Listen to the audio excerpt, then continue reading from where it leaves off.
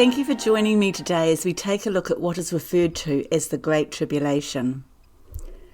I want to start by challenging a belief that many hold around the Great Tribulation, and then to give you some background information around the statement I'm about to make.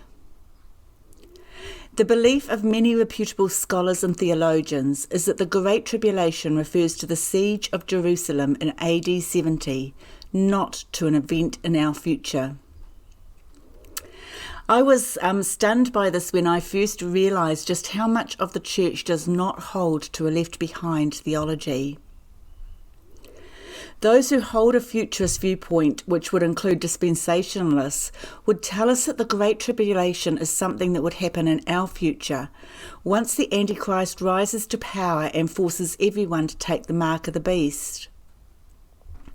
Many of us in New Zealand have been brought up to believe this dispensational viewpoint. Today I want to show you that this event has already occurred. It's not something that we are looking to in our future. The key verses that speak to this Great Tribulation are found in Matthew chapter 24 verses 21 to 28 and also in Mark 13. We're going to read the Matthew verses. For then there will be a great tribulation such as not been from the beginning of the world until this time, no, nor ever shall be. And unless those days were shortened, no flesh would be saved. But for the elect's sake, these days will be shortened. Then if anyone says to you, look, here is the Christ, or there, do not believe it. For false Christs and false prophets will rise and show great signs and wonders to deceive, if possible, even the elect. See, I have told you beforehand. Therefore, if they say to you, look, he is in the desert, do not go out, or look, he is in the inner rooms, do not believe it. For as the lightning comes from the east and flashes to the west, so also will the coming of the Son of Man be. For wherever the carcass is, there the eagles will be gathered together. Now, if you've been tracking with me in this series, you will know you will know by now that in AD 70 Jerusalem was destroyed, as was the Jewish temple. We have covered these verses in my messages on Matthew, but here we're going to take a look at the significance of the event. This tribulation was prophesied by Jesus in the early verses of Matthew chapter 24, where Jesus, after prophesying judgment on the Jewish religious leaders, calls the attention of the disciples to the temple and says that not one stone will be left upon another, every one will be thrown down. Many historians view Jerusalem's destruction at this time as one of the most revolutionary events in Judaism's history. Basically, 20,000 soldiers, Roman soldiers, surrounded the city, cut off its food supplies for 4 months so the people would starve. Then they came into the city and killed more than 1 million Jews. They set the temple on fire and they led away 97,000 Jews as captives. The Jewish population was decimated. And the destruction and bloodshed at this time was so bad that Josephus, a Jewish historian, says this: they ran everyone through who they met with and obstructed the very lanes with their dead bodies and made the whole city run with blood, to such a degree that the fire of many houses was quenched with these men's blood. Then 60 years later the Jews began reassembling with enough strength to attempt one last rebellion against Rome. Then after another 3 years of battling, the Romans were able to crush the rebellion, killing another 580,000 Jews, and Israel was no longer recognised as a nation until 1948.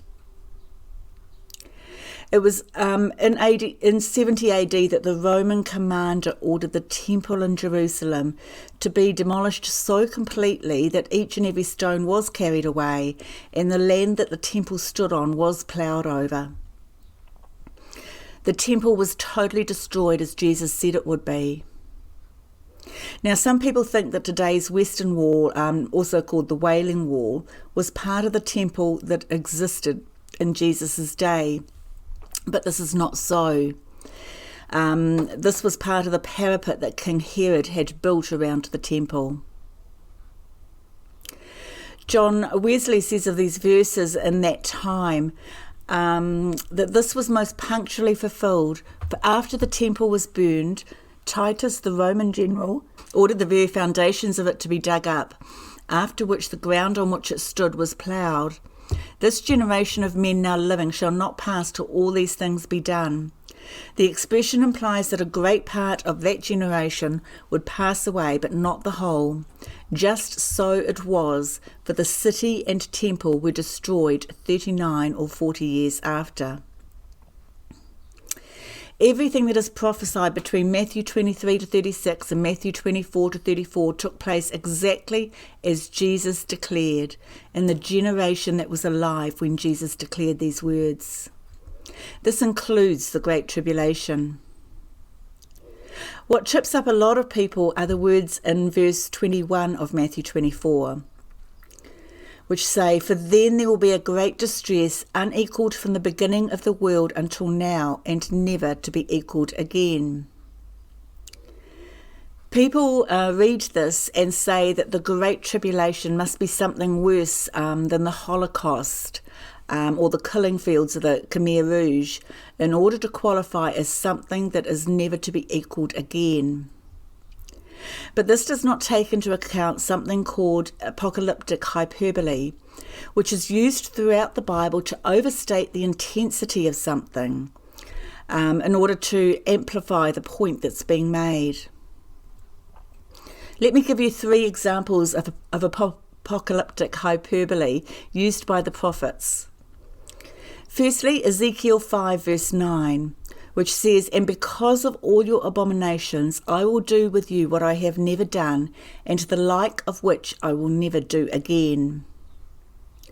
This verse is about the impending destruction of Jerusalem and mirrors the words used by Jesus in Matthew 24.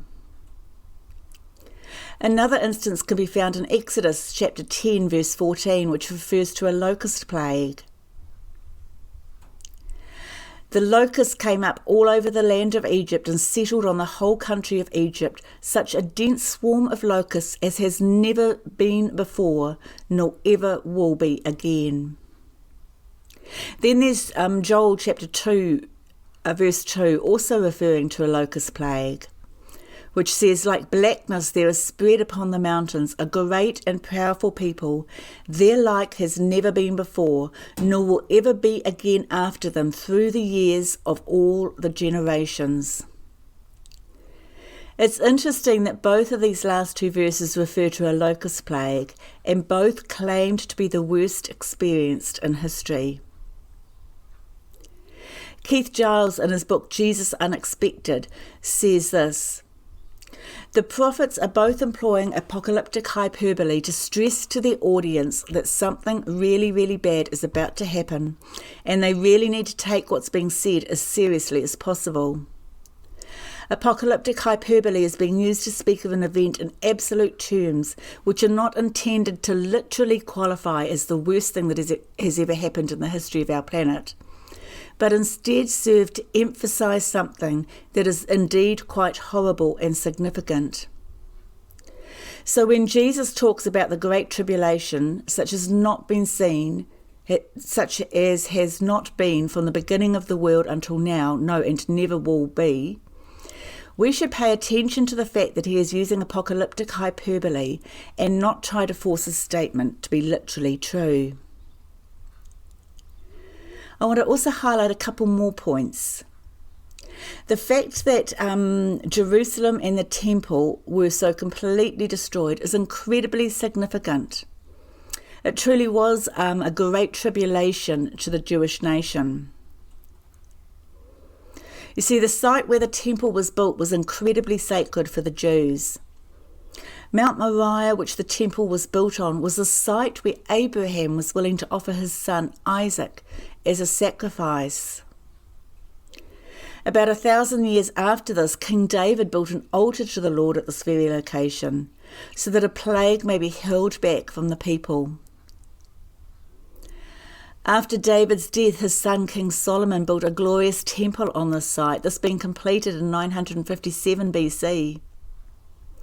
Solomon's temple lasted for over 400 years until it was destroyed by King Nebuchadnezzar's armies in 587-586 BC. Then 70 years later, the temple was rebuilt on the same site by the Jews who returned to Jerusalem following their Babylonian captivity. The temple was the place where God himself resided, and the high priests offered sacrifices for the sins of the people, and it was a deeply sacred site. The implications of the destruction of the temple was immense for the Jewish people, in that it would be the end of the Jewish sacrificial system and the priesthood. No temple meant no sacrifices, and no sacrifices meant no forgiveness of sins. This is a biggie. Their concern was not just for a building as amazing and as beautiful as that building was. If the temple is destroyed, then there is no forgiveness of sins, because it is through the sacrifices that were made and the rituals that were performed that their sins were forgiven. In Matthew 24, and also in the corresponding passages in Mark and Luke, where Jesus prophesied the destruction of Jerusalem and the temple, we see that Jesus is actually prophesying the end of Judaism as they knew it. And the disciples are recorded as saying, as wanting to know when that end would be. When would the Old Covenant age happen? You see, for the Jews, the essence of their nation lay in the Temple of Jerusalem.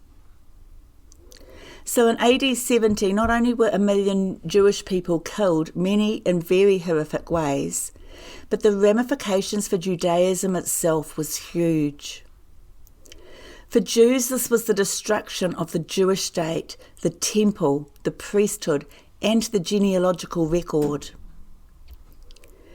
Their priesthood, 8,500 priests were put to death. And the loss of the genealogical records meant that the priesthood system as it was could never be restored. So even if the temple were ever rebuilt, they would not be able to authentically re-establish the priesthood of the Levites. Never again could there be a legitimate priesthood. It's interesting that after this point in time, after AD 70, Judaism transformed from Mosaic Judaism to Rabbinic Judaism. The modern version of Judaism that exists today is not even connected to the old version, because they are no longer able to gather at the proper temple or offer the required sacrifices. So for the Jews, this was catastrophic.